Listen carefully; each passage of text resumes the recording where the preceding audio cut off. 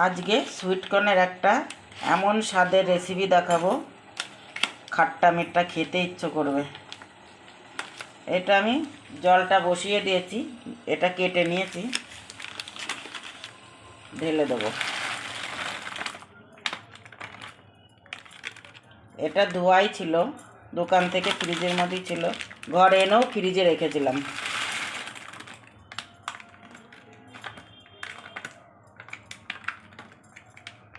একদম ফ্রেশ তাই রয়েছে।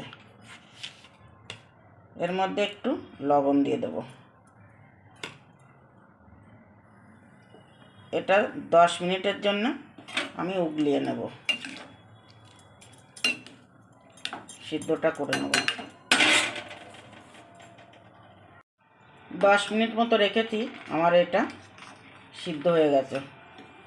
এটা বেশি সময় লাগে না, 10 থেকে 5 মিনিট হলে হয়ে যায়। এবার এটা আমি উঠিয়ে নেব। লবণ, হলদি পাউডার, লবণ, গরম মশলা আর লঙ্কার গুঁড়োটা দিয়ে নিয়েছি। এই যে আমি এখন এই কর্নফ্লাওয়ারটা ঢেলে দিচ্ছি।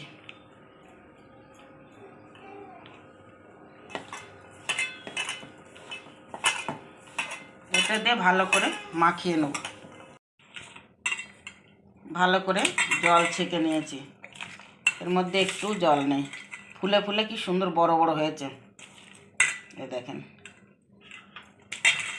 এটা 12 মাস কালই পাওয়া যায়। এখানে ফুর্তি বাজারে, বিগ বাজারে আমাদের এখানে এটা পাওয়া যায়। আমরা বিগ বাজার থেকে নিয়ে এসেছি। এর মধ্যে দেব এই যে লঙ্কার গুঁড়ো, গরম মশলা, লবণ তো আগে দিয়ে নিয়েছি আর অল্প একটু দিচ্ছি। এটা জিরের গুঁড়ো, এটা হলুদ।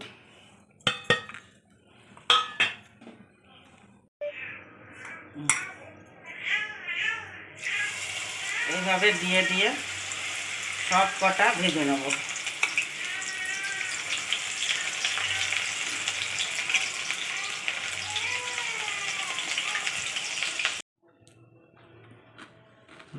খুব ভালো হয়েছে তো, মস্ত মস্ত।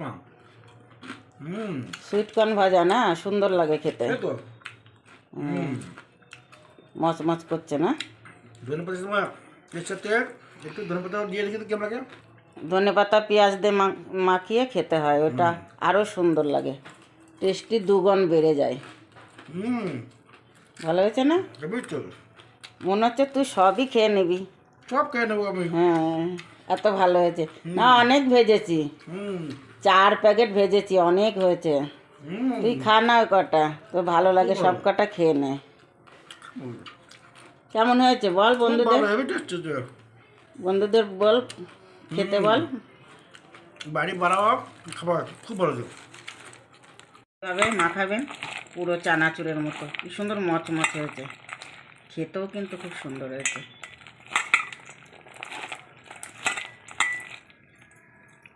কিছু কড়িয়া পাতাও নিতে পারেন, আমি ধনে পাতা আর পেঁয়াজ দিয়ে মাখিয়েছি। একটু স্বাদের জন্য একটু লেবু দেবেন, আরও টেস্টি লাগবে।